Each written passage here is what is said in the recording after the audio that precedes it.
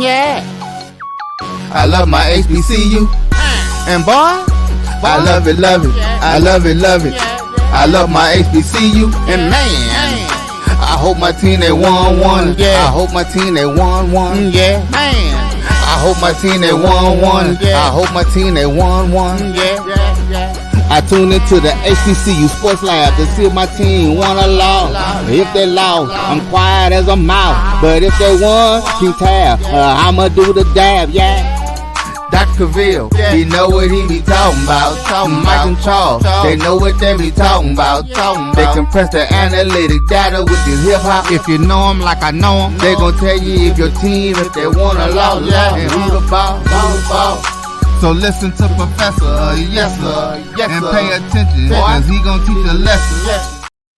This is Dr. Cavil with Inside the HBCU Sports Lab with Mike Washington and Charles Bishop. Mike Washington is still out on assignment. So I have none other than Charles Bishop and Brian Fulford. We're going to give you your lab today. We will change that last segment. We'll talk a little bit of football, but we'll also give you some major division grades. We'll ask these professors, Professor Bishop and Professor Fulford, to give me their grades for the major division. We did grades for mid-major division. We'll tell you who's setting the curve, who's behind on the curve, who just gets those plain old C and just trying to see their way out to class. We'll let you know what that looks like. That's kind of hard in the sporting context. I don't know about them folks to just see their way through it, but we'll see if it makes sense, if any of these can give us an answer with that. First segment, we'll give you some news, and we'll get some key top 7 matchups, mid-major, major division, and we'll see where the rest of the show goes from there, because these guys will find a way to get their own points around and do what we do on the show. With that being said, welcome to episode 562 of Inside the HBCU Sports Lab radio show and podcast, the show that's covering the sporting HBCU dash for all things HBCU sports for institutions large and small. From NAIA to the NCAA, we share insights and information on the HBCU sports culture, HBCU athletic aesthetics to facilitate the story of HBCU athletic programs and the business of HBCU sports. I'm your host, Dr. Kenyatta Cavil, along with my co-host for the day, that is Charles Bishop and Brian Fulford.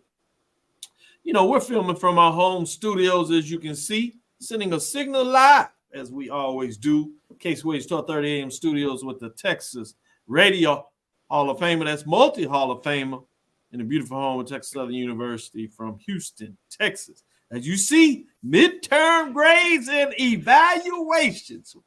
We'll say that to a little bit earlier. That's just a tease for now. With that being said, Charles Bishop, how you doing? See, I see you back into your Jackson State clothes. I was just kind of giggling. I'm like, wow, Brian looks rather FAMU-ish over there. So what are we previewing next week? Getting ready, Charles. Getting ready for you. We coming, baby. We coming. Brian, how you doing? You looking a little FAMU-ish today too. You hid up into your FAMU closet as well, I see. I did. There's no look. Charles and I are thinking the same. It's all about like, forget about midterms. We want the first test afterwards. Oh man, hey, I didn't even know. We got a week. Let us get some games in. All right, look, I'm gonna act like I'm prepared. That's all I'm gonna tell you. I'm gonna act like I'm prepared today. I like that. Today's episode of Inside the HBCU Sports Lab is sponsored by THG Agency.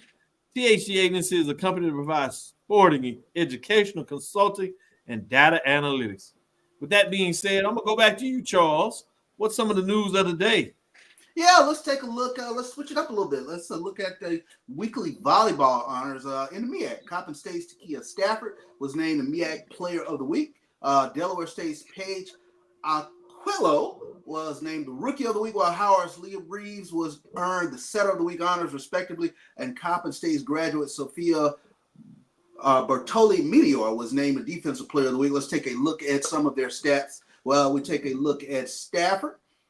She was tallied 3.57 kills and 3.71 digs per set, with a match high 12 kills paired with 10 digs against South Carolina State. She added 13 kills and a match high 16 digs in her 4-set win over North Carolina Central. Stafford collected 2 service aces and 4 blocks to complete her stat line. Kelwell She recorded 27 assists in the weekend split for the Delaware State Hornets against Howard. She recorded 12 assists with 6 digs, followed by a 15 assist, 9 dig performance and a 3-0 victory over Norfolk State. We take a look at Reeves, averaged 9.17 assists per set, totaling 55 assists in a 2-0 week for the Howard Bison. In the match against Delaware State, Reeves collected 25 assists with 4 blocks, 3 service aces, and 5 digs. She also added 30 assists, 3 blocks, 1 ace, and 4 digs against Maryland Eastern Shore. Tremendous stats for your MEAC volleyball players of the week. Some people in the MEAC volleyball getting it done, I see. Kudos, Yes, kudos. Kudos. Oh, look at that. Nice update. Appreciate you, Brian. Showing out. I see your skills. Let me go to you, Brian, and see what direction you want to go for your news of the day. Well, while we're giving love to the MEAC, I thought I'd go to another sport that is on the court, the basketball court, as the MEAC announced the 2024-25 Women's Basketball Preseason Awards presented by Nike. Norfolk State grad guard Diamond Jones was named the Mid-Eastern Athletic Conference Women's Basketball Preseason Player of the Year presented by Nike. Norfolk State and Howard as the preseason favorites to win the MEAC. Saw a lot of conversation happening online as to whether that's just chalk or whether the voters, who of course are the SIDs and the coaches, whether it was just kind of standard, like, hey, these are the 2 best teams from last year. They've been the best 2 teams over the last couple of years, and so they will be the best 2 teams again. So maybe all of those are true. Johnson was the 2023 MEAC Newcomer of the Year and the MEAC Basketball Tournament Outstanding Performer. She led the MEAC in scoring, averaging 20.2 points and steals with 3.8 to go along with 5.4 rebounds and 2.9 assists per game. She recorded a 43.3% shooting percentage from the field and 38.3% from the 3-point arc. She received 5 weekly MEAC honors, posted 2 30-point scoring games and a career high 32 against Morgan State. She set a new MEAC tournament single game scoring record with 30 points, 11 rebounds against Coppin in the conference semifinals. Norfolk State, they are the 2-time reigning MEAC champs, and they received 11 of 16 first place votes. Howard picked up 5 first place votes. But based on the scoring, obviously this is what you have to consider, how people rank. The scoring actually came out the same. So even though Norfolk State had more first place votes than Howard, what that to me means, that means Howard was probably your consistent number 1 or 2, while Norfolk State, some people had them ranked 3rd, if I'm just kind of thinking about how the math usually went there. So also coming in number 3 preseason rankings was Coppin State, North Carolina Central with 1 point behind them at 4, Morgan State in 5th, Maryland Eastern Shore 6th, Delaware State 7th, and South Carolina State 8th. That's your women's MEAC preseason predicted order of finish. I like it.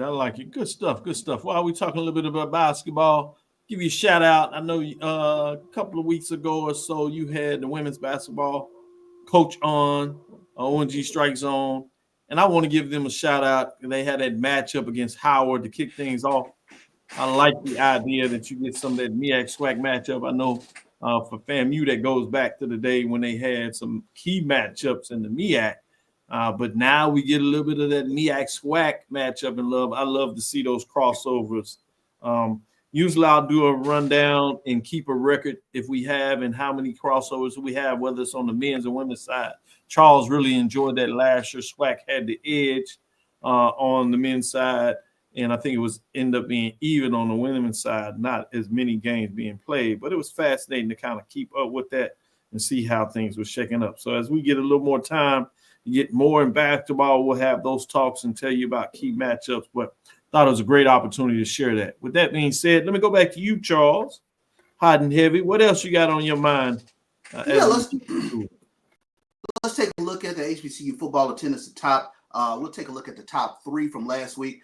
We start off Florida A&M and Alabama State. They had 33,000 at that Alabama State homecoming. Southern versus Nicholls State. Southern home game 17,000, and the Gulf Coast Classic, Alabama A&M and Jackson State, they had 14,000 at those games. So those were the top 3 HBCU football attendance games from last week. Oh, pretty good. When you look at those attendance games, interesting. I always like to know just how things are going. Last one for you, Brian. I'll let you send this before we get into the break. What other news you wanted to share? Well, I will. And I saw Coach Green ask, "Did we see the HBCU AC men and women's basketball order of finish?" So I will pull that up, and I will give the predicted order of finish in the, I guess we can say this is the inaugural season.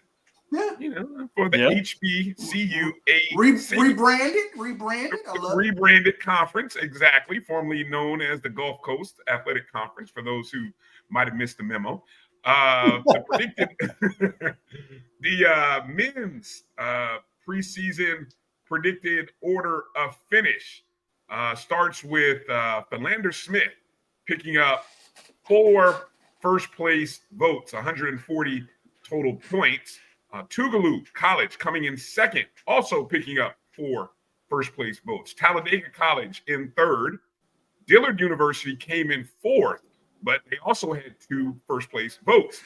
Stillman College came in 5th with 1 first place vote. Southern University of New Orleans, aka SUNO, came in 6th. Wiley University 7th, but got 1 first place vote. Russ College coming in 8th, Fisk University in 9th, Voorhees University in 10th, University of Virgin Islands in 11th, Wilberforce University 12th, and Oakwood University in 13th. And yes, just in case you didn't know, 13 teams in the conference. That's really a nice number here. For those of you who might not be familiar. Let me see if I can quickly pull up the women's, because I want to give the women predicted order some love here. No doubt. The women's predicted order of finish, of course, Rust was the defending champions, I believe, formerly of the GCAC. But this year, the preseason number 1, looks like one school is taking home both preseason predicted order of finishes, as it's Philander Smith University. Oh, predicted order in first with 7 first place votes. Fisk University predicted second with 2 first place votes. Stillman College in third with 1 first place vote. Dillard University 4th. Oakwood University in 5th, receiving 1 first place vote. Tougaloo College in 6th. Talladega College in 7th. Russ College in 8th, but receiving a first place vote. Voorhees in 9th. Wiley 10th. SUNO 11th. How about this? Wilberforce in 12th, but they got a first place vote. Go figure that. And then the University of Virgin Islands, somebody's really high on Wilberforce women. And the University of Virgin Islands came in last. So that is your women's basketball predicted order of finish in the HBCU AC. Go ahead, Charles. Yeah, we can't make it hard in my household. I need Russ to be a little high up in that 8. You know they lost the coach. Yeah, I know. I know. That's why I looked around like, uh-oh. Well, last shout out before I go to the break, promise you, I did get a breakdown on the men's side. We'll go get you the ones on the women's side. We have some MEAC SWAC matchups. I'll throw Tennessee State in there. You got Alabama A&M that has some matchups. You got Alabama A&M at Tennessee State, and then you have South Carolina State at Alabama A&M. South Carolina State ends up playing 2 SWAC schools while they're on the road in terms of the Alabama A&M matchup. They're also on the road against Bethune-Cookman. So those are your 2 matchups on that side of it. And then you have the Chris Paul Classic, which comes this year in terms of essentially a MEAC SWAC matchup on the hardwood, if you would. So that'll be fascinating to kind of see what that looks like. That comes in a little bit in the December window where you have Norfolk State versus Alabama State, and you have Delaware State versus Grambling State. So we'll see what that looks like on the men's side, but giving you a little bit of your basketball fix, because in terms of what Charles is talking about and Brian and those teams on the list, he's sending some of them folks to go start focusing on basketball. So we thought we'd give a little love before they gave out their preludes to who got those F's and F squares, as I like to get. With that, we'll take our first break, come back on the other side.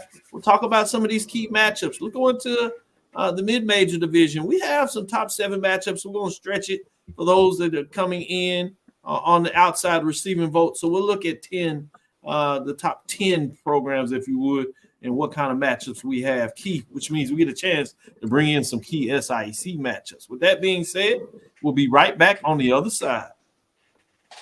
If you think all pads are exactly the same, think again. This is Always Ultra Thins reinvented with the Always Triple Protection System.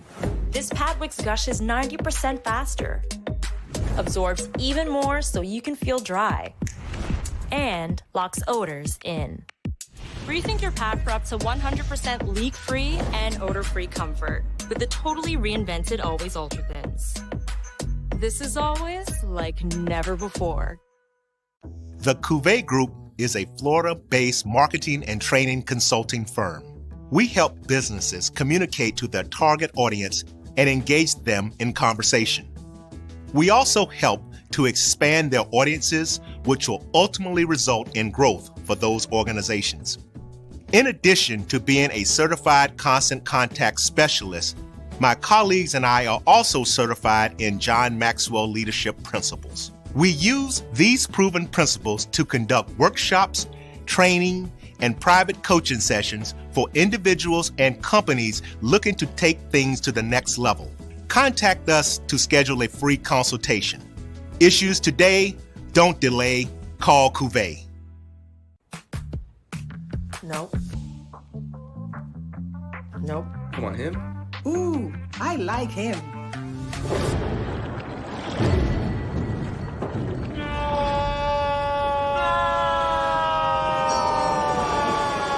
Quick, the quicker picker-upper. Bounty picks up messages quicker, and each sheet is 2 times more absorbent, so you can use less. He's an 8. He's a 9. Bounty, the quicker picker-upper. This is Ryan Fulford. AD Drew and I are co-hosts of the BCSN Sports Wrap. We talk about all things related to HBCU athletics. From the games, teams, coaches, and fan interest stories, we cover it all. You can find our shows on Facebook at BCSN Sports Wrap, YouTube at MyJBN Online, and everywhere you listen to podcasts like Anchor, Spotify, Google, and Apple Podcasts. You can also find the show on the Jericho Broadcast Network's app. Make sure to download. We look forward to you joining the conversation and being a part of the show. Compress the analytic data with your hip hop. If you know them like I know them, they gon' tell you if your team, if they wanna lose, and who the ball. So listen to Professor, yes sir, and pay attention, cause he gon' teach a lesson. This is Dr. Cavil with Inside the HBCU Sports Lab. Let's look at some of these key matchups. CIAA is where all the action is. We will get back to get you SIAC. Let's get into the CIAA matchups this weekend. The first one, I'm going to go with the number 1 ranked team, Johnson C. Smith. They're at home, and they take on Shaw, the number 5 ranked team. This is a 1 versus 5. Yes, Shaw coming in at 4-2, 2-1. And you have the Golden Bulls, as you know, they're undefeated, the lone undefeated HBCU program. They are 6-0 and 3-0 in terms of the conference race. We get into the back part of the schedule where you start to see what formerly was divisional matchups between what we had known for years as the Southern Division. But for everybody to recall, we looking at the top 2 teams. The top 2 teams that finished in the matchup will play for a championship regardless of where they would have been if they were looking at in division. So let's get in that first one. Shaw Bears, number 5, on the road at the number 1 ranked Johnson C. Smith Golden Bulls. Those Golden Bulls, as we released our polls, 5th consecutive week, 7 first-place votes as they add 2 coming into this week, 198 points, as Shaw has 136. Charles, what are your thoughts between this matchup against the pesky Bears? Shaw Bears have turned the page, but we now see the Golden Bulls of be for real. Did we get an upset in this matchup with 5 finding a way to go on the road and take down number 1? Or will Golden Bulls continue to get it done? Do we get an upset? I think you touched on it. The pesky Bears, especially when you take a look at what Shaw is able to do on the ground. They're one of the top rushing teams in the CIAA. Trevon Tinsley coming off of a big game last week against Bluefield State. He's second in the CIAA in rushing, 5.7 yards per carry. But guess what? He's going up against the number 1 defense in the CIAA. Johnson C. Smith only surrendered 11 points per game. I like Johnson C. Smith at home. I think the Bulls keep it going. Oh man, I'm sorry about that, Charles. I pushed up a week. I'm looking. I was about to say. I was looking too. I just went with it, Doc. I was like, "Ooh, is that the matchup?" Okay, Doc, I know what it is, Charles. Charles, he's looking at us, and he's already ahead on October 19th as well, Charles. That's what it is. He is already on October 19th along with us. I was shifting in my head already, like, wow. You gave us a little cheat code for next week. We'll see gave you a cheat code for next week, yeah. The matchup we want to talk about in terms of Shaw is them going on the road to Winston-Salem State, which is still a top 7 matchup. Yeah. Let me reset this up. Winston-Salem State has fallen 1 spot as they had a tough loss this week, so they need to find a way to bounce back. That loss to Virginia Union shouldn't surprise anybody as Virginia Union continues to move up, but you have Shaw sitting at number 5. So this is a 4-5 matchup. Told you that Shaw is 4-2, 2-1. Well, guess what? Winston-Salem State, the Rams are also 4-2 and 2-1. So let me go back and let you give your updates. You talked about Shaw, but look at it in terms of the Rams at Winston-Salem State. What do you think about this matchup where there's really not a lot of dentures, whether it's the records or in the rankings? Yeah, and the reason why I like Shaw in this game is, as mentioned, I do like their ability to run the football. Trevon Tinsley last week, huge game, 11 rushes for 125 yards against Bluefield State. He is the second leading rusher in the CIAA. I say Shaw goes on the road and they get a squeaker by just a little bit over Winston-Salem State. I'll take the Bears in this one. Interesting. Brian Forford. Now what do you say about this 4-5 matchup? Top 7 teams are getting it done. What do you think? Is it too early to call this an elimination game? Ooh. I don't think it's necessarily too early for that. I mean, there's a lot on the road. You can't afford to fall down. Do you still have room to maneuver if things play your way? But I agree with you, because not only do you have fall 1 loss back, but you got to remember now you lose the head-to-head match. So essentially 2 games. Exactly. And other 1-loss teams, the surprising Livingstone Bears, Fayetteville State, Virginia State, all teams who will have, and again, this is all, look at all these teams from the South Division, Livingstone, Fayetteville State. I mean, that's all Southern Division teams. So those teams all play each other. Now, and then Johnson C. Smith. So in the standings, 1, 2, 3, 4, 5, 6, 5 of the top 6 teams in the standings, excluding Virginia State, are all teams from the Old South. Right. Which means because the scheduling necessarily didn't change, that means they play each other. So, yeah, it's a great matchup. Should be an exciting game, but the loser is going to have to do a whole lot of praying, and they sort of lose control of their own destiny to some degree. Right. Good stuff there. Johnson C. Smith, I talk about that. I throw it out there. They're on a bye week, so it's going to be interesting to be undefeated. I know you're winning like this, you probably want to keep playing, but they certainly get a chance to rest up some folks in injury to go down the stretch, which I think will benefit them. But with being said, you also talk about Fayetteville State. Well, we have a top 10 matchup. If you look at those teams receiving votes outside of the top 7, we essentially have Fayetteville State, the Broncos, sitting at 10. They're 3-2, 2-1. But guess what? They take on a red-hot Livingston Blue Bears that jumped in the top 7 this week that were not ranked last week. First time of the year, they're at number 6, and they get a chance to make a statement against a team that's just on the outside that believes they should be there instead of them. But the Livingston Blue Bears come in at 4-2, 2-1. Let me stick with you, Brian, since you brought up Fayetteville State in terms of now you give you a chance to talk a little bit more about these Broncos. What do you think about this matchup and those Blue Bears that are playing some really good football? Biggest game in Livingstone history this century. Oh wow, nice. I mean, am I? I think that's about right. No, I think that's about right. Yeah, at a minimum. I know a little bit of history to know there hadn't been a lot of winning at Livingstone. I know enough so whether it be the last decade or this century, obviously, tongue in cheek there. We're only 20-something years into it. But look, they've got the beast of the South coming in Fayetteville State. They have owned this division for the last 7-8 years probably. So here you are, you got a home game. It should be a great, and if I'm not mistaken, it's homecoming. Because I think it's homecoming. I got a young man who went to my high school that's now running track at Livingstone, and I remember I saw him earlier, and I think he was saying this week is homecoming. So what a great atmosphere it should be in Salisbury, North Carolina, as they welcome Fayetteville State. I just want to see how they handle the challenge of this matchup, because Fayetteville State's been here before. They're the standard. They've been here before. There's nothing new in that program that's going to be shocking. The question is Livingstone ready for this? I like the way you set it up as Fayetteville State has been here before, and then you put in the added twist that it's homecoming. Charles, what do you say about this matchup that essentially features 6 that just jumped into the poll, as I said, versus Fayetteville State? A lot of teams that would thought that they would have been on the move. They're on the outside looking in, essentially at number 10 receiving votes.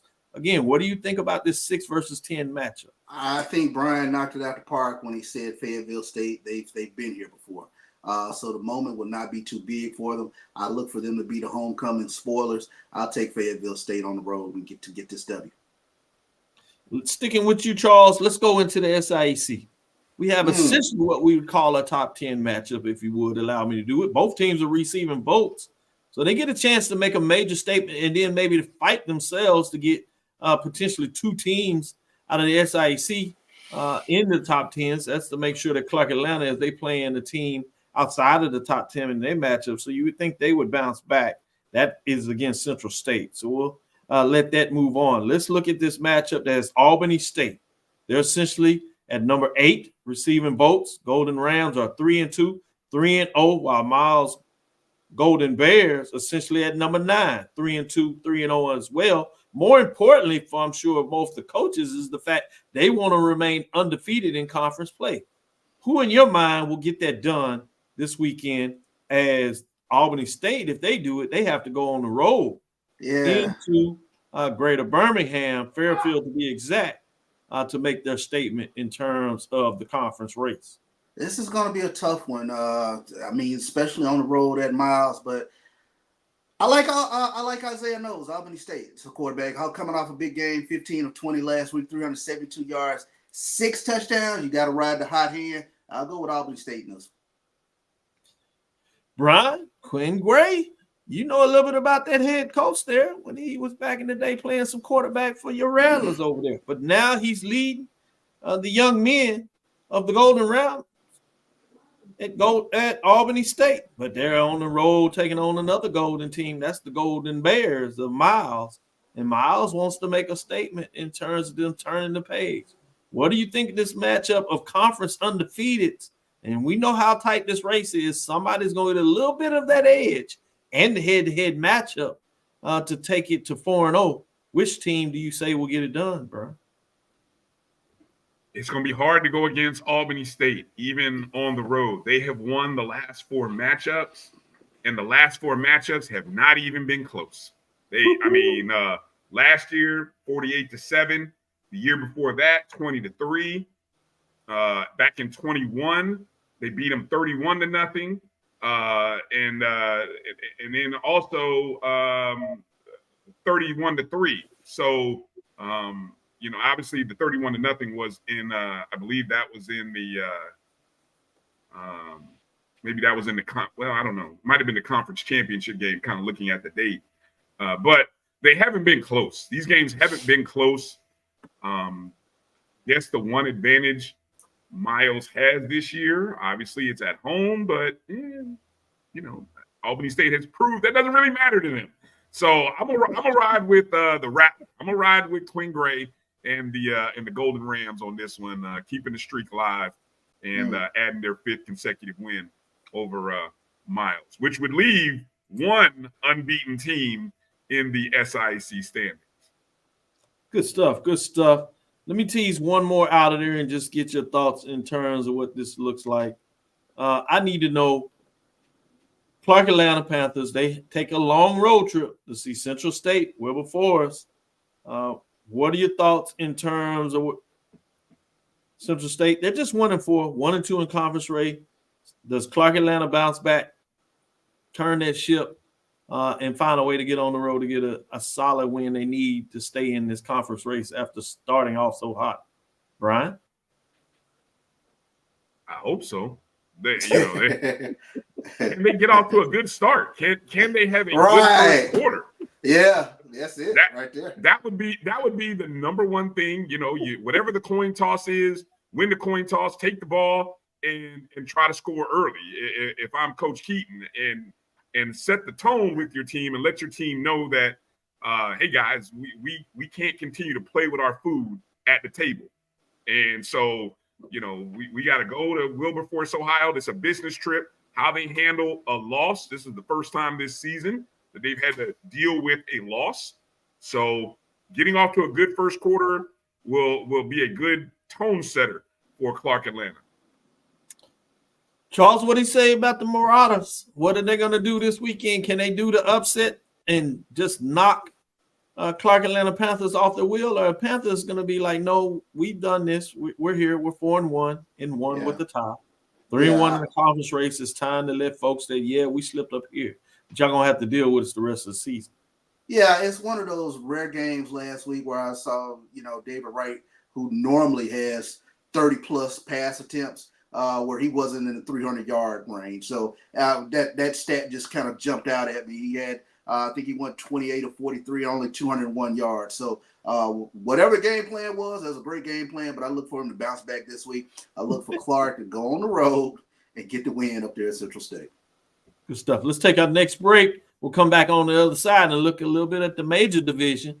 No real top 10 type matchups, but we have some key games to keep your eyes on, particularly in the SWAC Western Division. They're going to go a long way in telling us who's going to get the edge. I think this goes down in the last week, so we don't want to get too much into it, but somebody's going to get a chance to make a big statement and make themselves feel a little more comfortable. 3 teams to be exact out of the Western Division are going to at least be able to come back smiling as they make a conference win in the statement in the Western Division. We'll talk a little bit about that. We'll talk in how did you get you prepared on MEAC or SWAC game in terms of move forward. So let's take this next break and come back on the other side and talk about it a little more. Choice Hotels is a family of brands that helps you get the most for your money so you can be any traveler you want to be. You could be a free hot breakfast hero at a comfort hotel. Yes! That's how you waffle. Mr. This script got a plot twist at a Radisson hotel.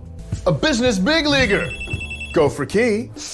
Even the ultimate pool float inflator. With 22 brands and the best value for your money, Choice Hotels has a stay for any you. Book direct at choicehotels.com, where travels come true. Gotta get the corners.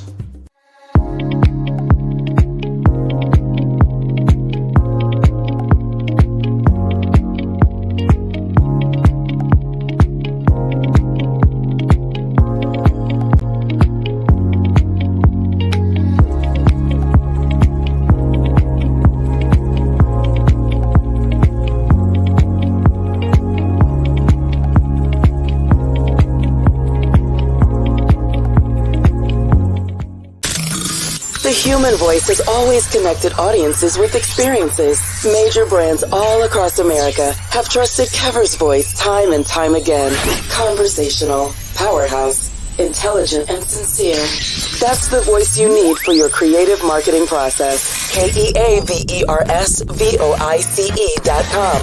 Kever's Voice, Kever's Voice, KeversVoice.com. Always on, all the time.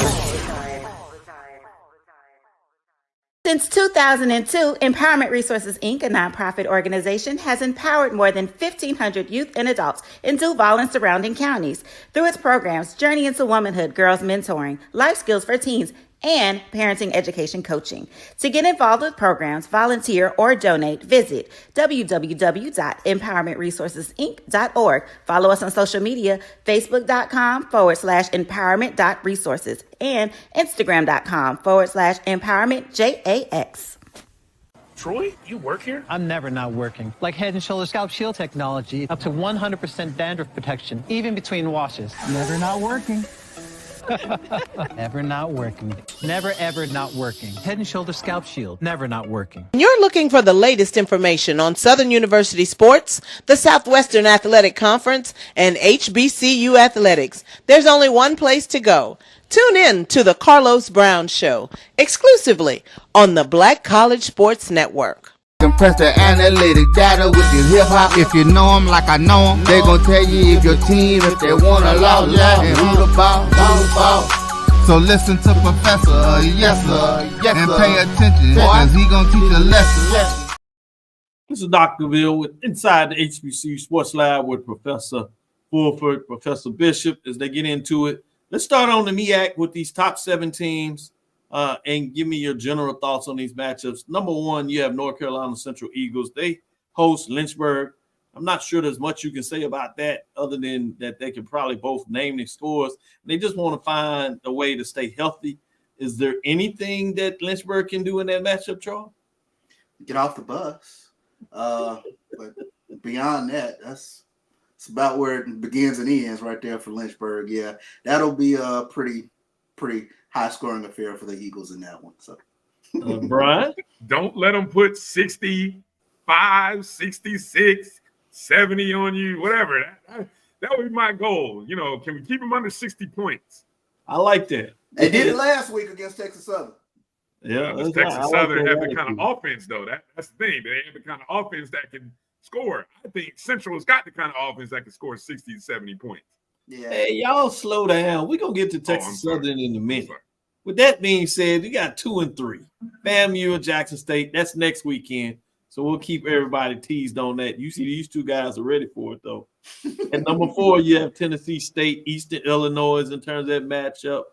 Tennessee State has won 2 consecutive games. They had to come from behind to do it. Eastern Illinois is struggling this year. Tennessee State gets a chance to do a little payback as they went up there and lost, but now they have them at home. Any thoughts in terms of this matchup from you, Brian, between Eastern Illinois and Tennessee State? Tennessee State gets to host Eastern Illinois. It's homecoming, too, if I'm not mistaken, for Tennessee State. Homecoming, you got First Take coming, you got Cam Newton coming, Stephen A., you got Molly. Everyone loves Molly's. I mean, Molly Curran, not the other. Yeah, anyway, so all that's happening at Tennessee State, right? You can't lose. You can't even have a close game. You can't have a close game. Because what I think is fascinating, this game really sets Tennessee State up to earn a playoff spot because it puts them at potentially 5-2 with I don't know offhand if they got 11 or 12 games this year, but I think if they can get 8 wins this season, they can probably get into the playoffs. They very well might even be in contention to win this conference. So a huge game. You got to beat the teams that you're supposed to beat. And Eastern Illinois is a team that is 1-5, 0-2 in the conference. You're supposed to beat them. Yeah. Yeah, they have that tough conference loss to Tennessee Tech. South Carolina State beat them last week. But they bounced back, like I said, with 2 conference wins. So they sit at 2-1. They have a non-conference loss to North Dakota State, which everybody respect, even though it was ugly, 52-3. They have the rest of their non-conference games were against FCS opponents. So you don't get the knockdown in terms of not playing in that framework. So you're right. It's interesting to see what that looks like. But Charles, what do you say about Tennessee State taking on the Panthers. You saw everything and all the celebration that Brian put on the table. Yeah. So it's certainly a game of interest for many folks for many different ways. But what is your talk in terms of this matchup with homecoming going on? First take in the building. Yeah. Oh, absolutely. I mean, with all the hoopla going on in Nashville this weekend, this is a huge opportunity for Tennessee State to really stamp themselves this upcoming weekend. Draylon Ellis, he has to have a consistent game. We can't have the sort of roller coaster Draylon Ellis in this game. Got to protect the football, but I do expect Tennessee State to take care of business. And like you said, Brian, kind of put themselves in the mix. You know, once we start getting toward mid-October in November, Tennessee State swoon kind of comes in there. But this could go a long way toward really seeing if they're for real or not. Number 5 is Grambling State. And before I do that, Brian, Tennessee State does play 12 games this year to the point that you put out there. So that should help them in terms of getting their full allotment if they do have one slip-up. But you're right. If they can start rolling and they don't put themselves to get the automatic bid, if they can be right there, play a good game against whoever that top seeded team in the OVC and maybe fit in that second slot, it gives them a better argument to try to make that at-large bid.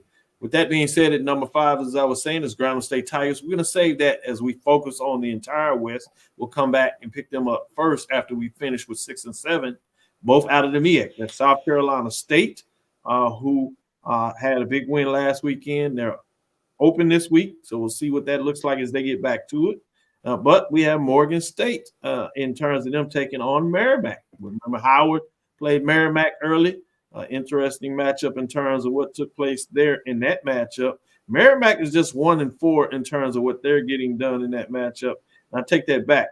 I'm thinking a different team they played that is moving up. They played Howard earlier. But Merrimack is sitting at just 1-4 in terms of their matchup. Dartmouth took it to them in a defensive win. Where Dartmouth got them 16-14 in their last matchup. With being that said, any thoughts with Morgan State? Can they get the offense going and score enough? It's not like Merrimack is scoring a lot of points in terms of their matchups. Can they get that win? Non-conference win? Charles? Well, yeah, I expect them to get that non-conference win, but that's the question every week that we'll be asking about Morgan State. Can they have some offense? They showed out a little bit last week, put some points up. Deuce Taylor, big game for Morgan State as far as passing the ball. Let's put it back to back together, and let's see what happens with Morgan State offensively. We know they play great defense, but you got to be able to put some points on the board. Ryan, what are your thoughts? This will be a close game because, as you pointed out, Morgan State really can't score. And Merrimack, by looking at their recent games, have been a competent defensive team against, FCS opponents. So if an offensive explosion breaks out for Morgan State, hey, great for them. But I got a feeling this is going to be a closer game than what people will expect from a 3-3 Morgan versus a 1-4 Merrimack. Good stuff. We won't get into Hampton that's outside of the top 10, as they got a chance to talk about that yesterday with David in terms of those matchups. Brandon even showed up for Tennessee State. Amazing what happens when your team get a couple of wins. You come out the woodwork in your independent program. Shout out to Brandon being able to give some updates on this Tennessee State Tigers. With that being said, Hampton was the other team, as we had our Pirates on there talking about their matchup in that OT loss and how they were just frustrated about being a fan. You shouldn't talk about it. But we'll leave that right there and let Hampton find a way to get it done. Let's talk a little bit about this last matchup. Sacred Heart Howard is just outside of the top 7 receiving votes, essentially at 10. Sacred Heart comes in at 3-3 on the season. They've been able to get it done in a couple of matchups. Can Howard kind of make the statement before they start getting ready to get into conference play? Delaware State beat Sacred Heart 17-15, talking about another HBCU program, just to give you a little love there. Norfolk State lost to them, but it was just 10-3. So Sacred Heart doesn't necessarily put up a great deal of points. Charles, any thoughts in terms of Howard, Sacred Heart? Can Howard get the win in the non-conference, like you said, Morgan State would. Is Howard coming off a bye? Yes, they are coming off a bye. Now give me a healthy Howard. I like that, Brian. I'll take another close game. I mean, Sacred Heart played Delaware State close, lost by 2. They beat Norfolk State by a touchdown. We've seen Howard struggle against Mercyhurst. So I'm thinking this will be the game's at Howard, right? Yes. I don't know, maybe a 3-point ball game for Howard. They give me no confidence. I have no confidence anymore in some of these teams because they won't put teams away that you're supposed to put away. And either it's because you can't. That's fair. It's either because you can't or you don't take it serious enough to do so. I don't want to think it's the latter. So I'm just going to say that, hey, this will be a close ball game. And I'll take however many points I can get, and we'll go from there. Let's stick to it. Let's shift to that Western Division we talked about. Promised you Grambling number 5. They're against Alcorn State. We know that's an old rivalry. That's between Louisiana and Mississippi. A lot of times we focus on that Southern Jackson State, but this one is just intense in a lot of ways, particularly that folks that follow the SWAC. They understand that. Grambling State comes in ranked number 5 at 3-2, 0-1 in terms of conference play. That 5 overtime loss in the Stateford Classic against Prairie View a couple of weeks ago have them thinking about the focus point on this game. Alcorn is quietly such a thing at 3-3, basically ranked just outside of the top 7 at 8 in the poll. So you got a 5 versus 8 in this matchup, but the Braves coming at 2-0 in conference play. Charles, what do you thought on this matchup, top 10 matchup, if you would, in the Western Division, and very important in the Western Division race? Yeah, I think this is one of those games. It does come down to, and it's been my buzzword all season, the consistency of a quarterback play. Is this a breakout game for Miles Crowley? The individual came into this season, preseason offensive player of the year, still has yet to have a sort of Miles Crowley sort of game that I've been looking for at least. So it's tough going up against this Alcorn defense. I'm going to go with Grambling in this game simply for playing in the hole. I like having that home field advantage going against Alcorn, but this is going to be tough because Xavier Vaughn, he is a handful to deal with. You know, he is a true dual threat guy. He can throw it. He rushed for over 150 yards last week against Pine Bluff. So this is going to be one of those old-fashioned SWAC shootouts. Might be whoever has the ball last who gets the W in this one. Heasy said BBB, Big Bad Braves. Big Bad Braves. You agree with him?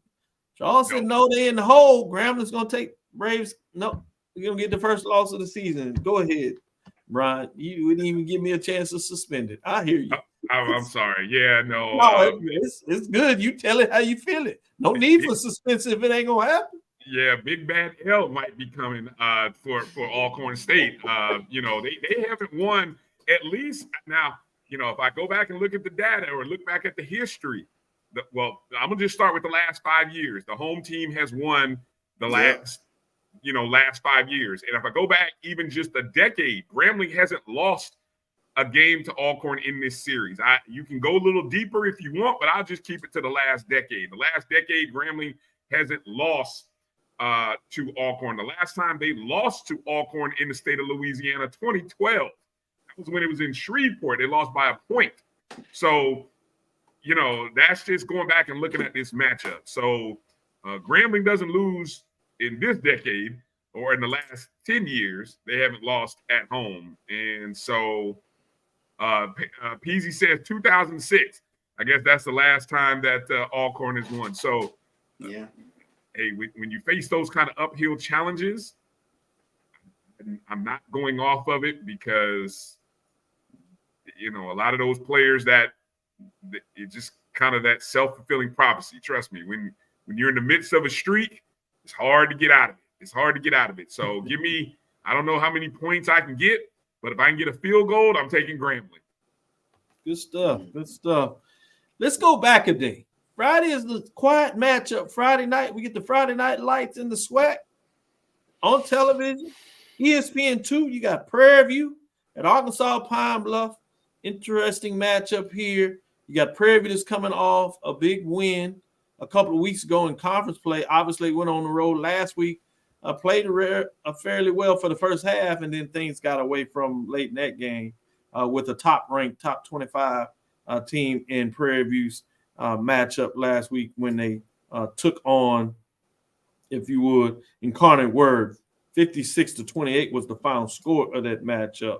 With that being said, yeah, Pine Bluff, who's had some tough games. They played pretty well early, but can't quite get over the hump in terms of those FCS games.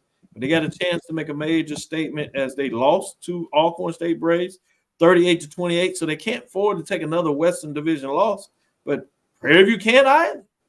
So interesting when you look at this matchup in terms of both the teams coming in this matchup looking really needing to win. Prairie View is 2-4 overall, 1-2 in the conference play, with Pine Bluff is 1-4 overall and 0-1 in the conference race. Sticking with you, Brian, Friday Night Lights, somebody needs to win to stay at least an earshot in terms of the Western Division.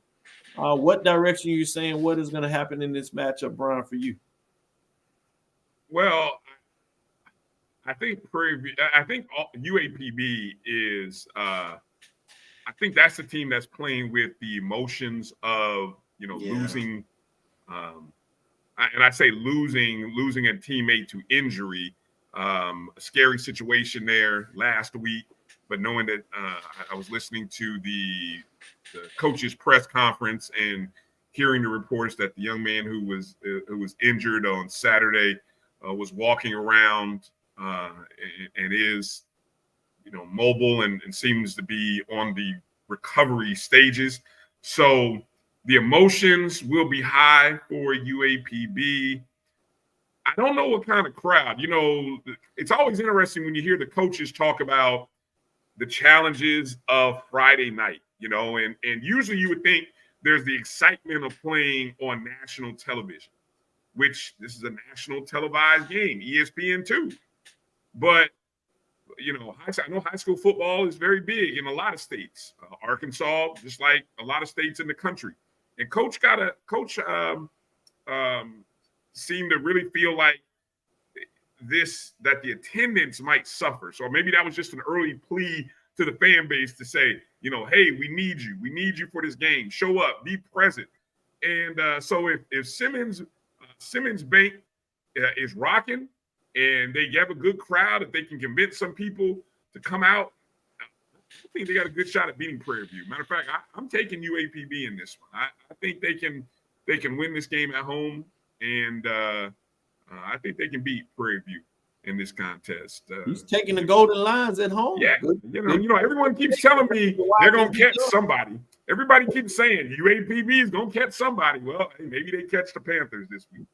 Good stuff. Charles, what are your thoughts in terms of this matchup?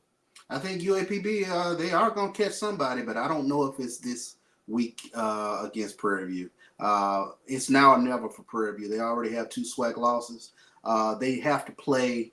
I think it's huge for Prairie View. They have to match UAPB's energy. Like you mentioned, Brian, I think they are absolutely going to be keyed up for this game Friday night. I mean, all eyes will be on them. Emotional with regards to Mr. Knox, at least walking out of the hospital. And, UAPB's coach, I mean, he's a joy to listen to every Monday with regards to the pressers, good or bad. You always get something good with regards to UAPB. But I just think if Prairie View plays with that same energy that they played Grambling in that fourth quarter, in that overtime, I think Prairie View should get the win. The question is, Jaden Johnson, consistency. What do we get from the quarterback play from Prairie View? And can Prairie View get the rushing game up and going? I still haven't gotten anything from Connor Wisham thus far this season. Good points you make, both of y'all. Michael D. Jones, Mike Jones says it's an interesting pick from y'all in terms of that Grambling Alcorn State matchup. Last one, Western Division. One of the ones I think could be most interesting game for various reasons. But that matchup between Texas Southern and Southern. Both of these teams come into a matchup. Texas Southern has a little confidence they tend to play with against Southern after winning over the last couple of years, even though they lost last year. It was a close one. But then you get Southern that's trying to feel their way, come in this season with some expectation, had a big win over Prairie View, but then another tough loss in these matchups. But they're right there in terms of what this looks like in conference play. A lot of things on the line, something about that West Division. Southern comes in at 1-0. Well, everything else may be off the page. They're 1-0 in the division, 2-3 overall.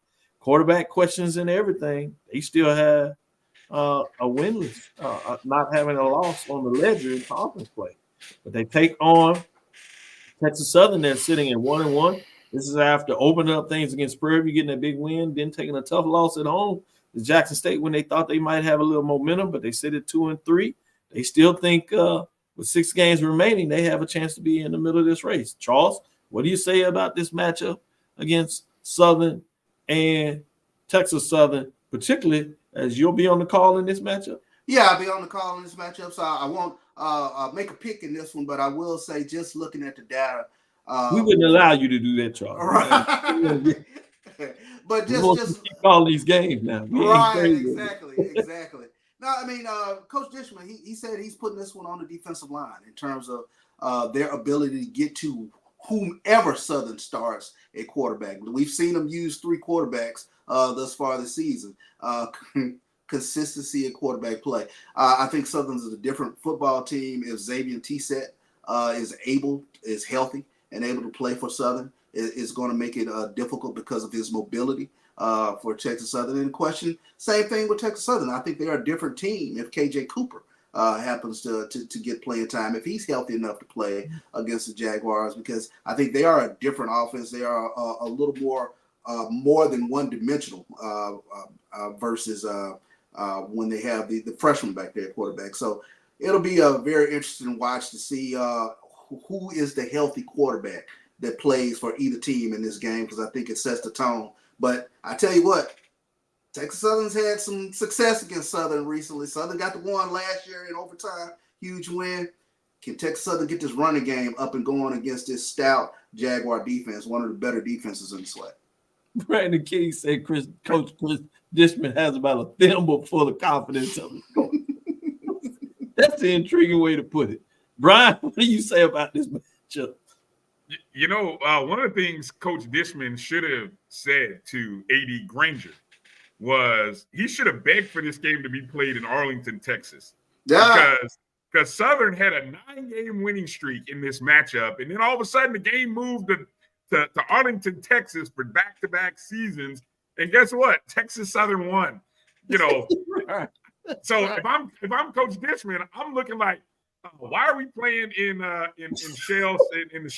shell in Houston? I'd rather be going to Arlington. Doc, you can give me the background on that. But that's what I'd be asking for if I'm Coach Dishman. I like it.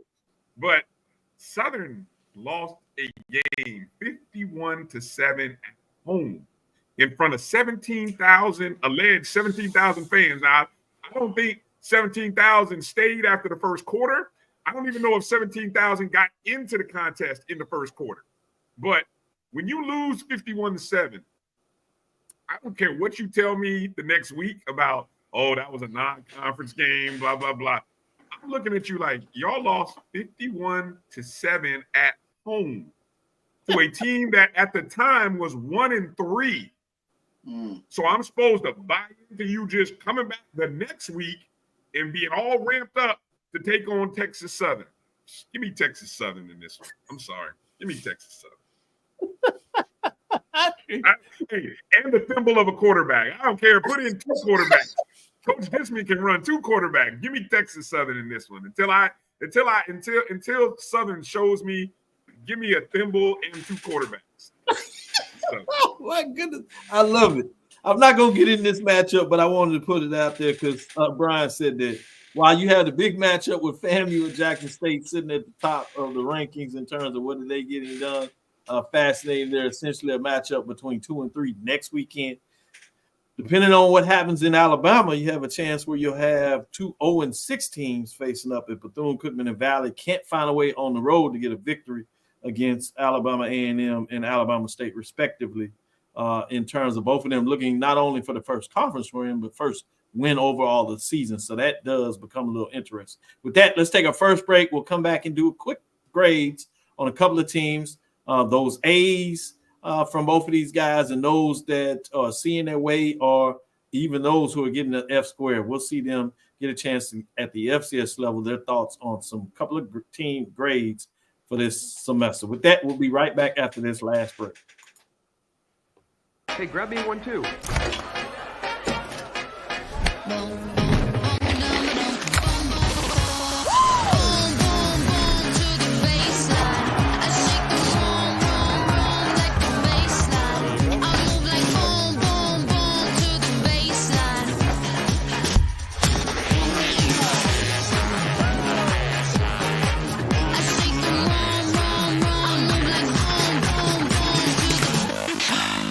This is Ryan Fulford. AD Drew and I are co-hosts of the BCSN Sports Wrap. We talk about all things related to HBCU athletics. From the games, teams, coaches, and fan interest stories, we cover it all. You can find our shows on Facebook at BCSN Sports Wrap, YouTube at MyJBN Online, and everywhere you listen to podcasts like Anchor, Spotify, Google, and Apple Podcasts. You can also find the show on the Jericho Broadcast Network's app. Make sure to download. We look forward to you joining the conversation and being a part of the show. This is the Dean of the College of HBCU Sports, Kenyatta Cavil of Dr. Cavil's Inside the HBCU Sports Lab with Mike Washington and Charles Bishop. Come mix it up in the lab where the course lecture is in session every Tuesday from 6 o'clock p.m. Central Standard Time on Facebook Live, YouTube Spreaker, or the BCSN app, as we discuss all things about the HBCU sports culture, including exploring the week that was in the sporting HBCU diaspora, as well as the upcoming week of HBCU sports. With me, the Dean, the College of HBCU Sports, on Dr. Cavil's Inside the HBCU Sports Lab with Mike Washington and Charles Bishop. Course lecture dismissed. Choice Hotels is a family of brands that helps you get the most for your money so you can be any traveler you want to be. You could be a free hot breakfast hero at a comfort hotel. Yes! That's how you waffle. Mr. This script got a plot twist at a Radisson hotel. A business big leaguer. Go for key. Even the ultimate pool float inflator. With 22 brands and the best value for your money, Choice Hotels has a stay for any you. Book direct at choicehotels.com, where travels come true. Gotta get the corners. You're looking for the latest information on Southern University sports, the Southwestern Athletic Conference, and HBCU athletics. There's only one place to go. Tune in to the Carlos Brown Show, exclusively on the Black College Sports Network. Compress the analytic data with your hip-hop. If you know them like I know them, they gon' tell you if your team, if they wanna lose, and who the ball. So listen to Professor, yes sir, and pay attention, cause he gon' teach a lesson. This is Dr. Cavil with Inside the HBCU Sports Lab with Mike Washington and Charles Bishop. But right now I have Professor Fulford, Professor Bishop, and they're gonna give me some of their midterm grades. We won't exhaust it and go through all the FCS, but I want to ask Charles, what are some of the superlatives? Who has your A plus? You might even give a B plus. Who has stood out to you, either surprised you or are living up to the hype in terms of the season? Who are you giving your A pluses to? Not really surprised me, but absolutely living up to the brand. It is FAMU. I think FAMU is definitely a solid A, especially. You take a look at that win over South Carolina State. That could prove to be a potential Celebration Bowl matchup. So we have a data point with regards to FAMU and South Carolina State. And that was impressive going into Montgomery last week to get a victory over the Alabama State squad. Granted, quarterback play subpar at Alabama State, but you still go in front of 30-some-odd thousand people, get the win on the road. Solid day for the Rattlers.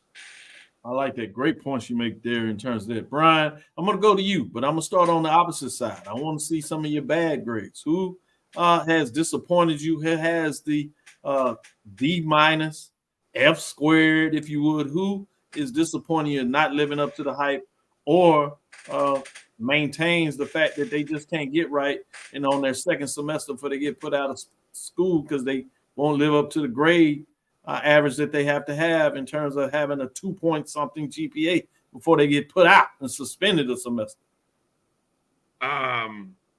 So I won't go to the F squared because it should be obvious who those schools. If you hadn't won a game, that's like not even turning in homework. You know, I keep telling kids, I can't help you if you don't help yourself.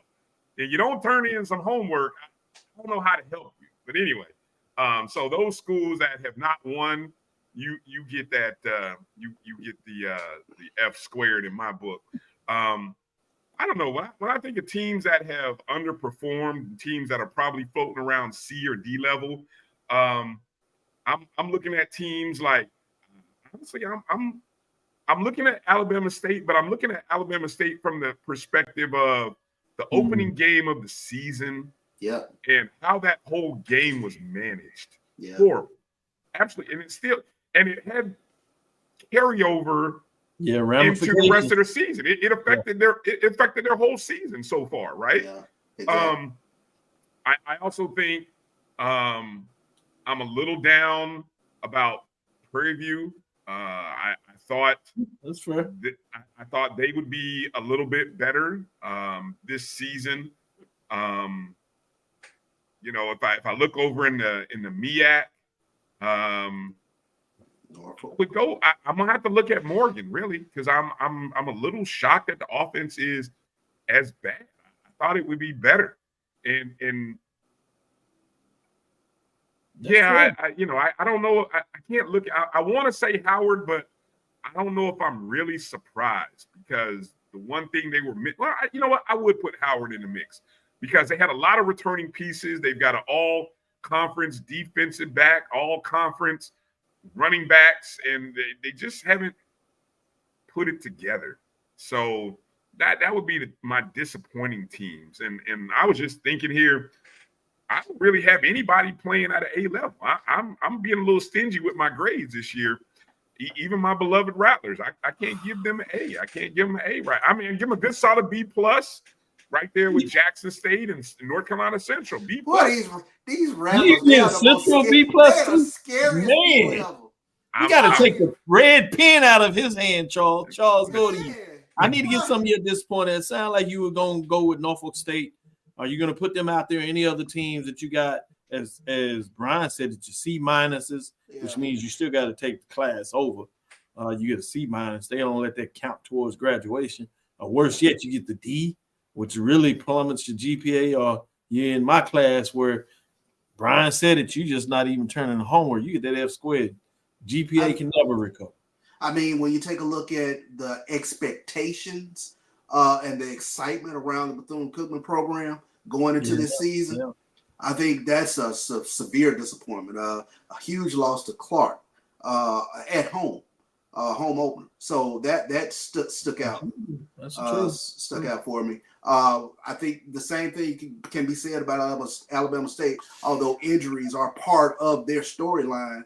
But you know, the injuries have affected them essentially for the season. So, you know, you're getting, you know, sort of subpar quarterback play. And that was the big thing that we were looking at with regards to Alabama State going into this season.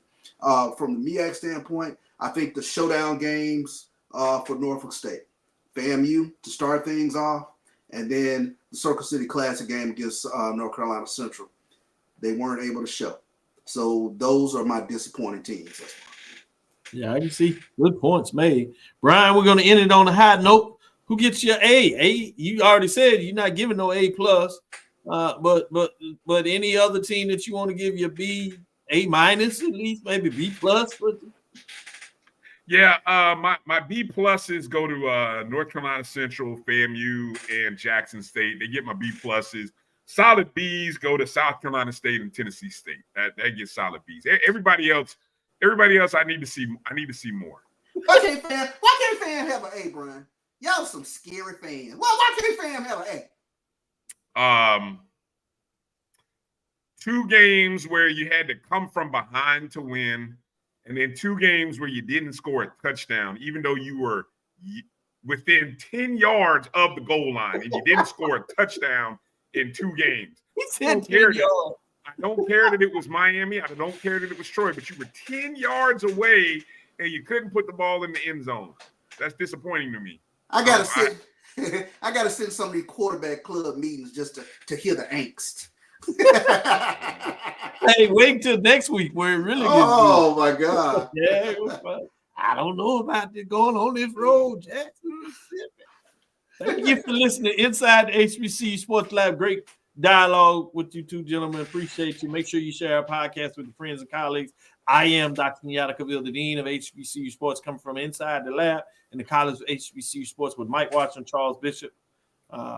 Hope you enjoyed the show. Again, we want to thank you for listening to Dr. Cavill's Inside the HBCU Sports Lab with Brian Fulford and Charles Bishop, as we have Mike Washington on assignment. That's every Tuesday and Thursday at 6 o'clock Central Standard Time. As you know, Sunday at 9 a.m. This Sunday, we're going to go at 9:30 Central Time.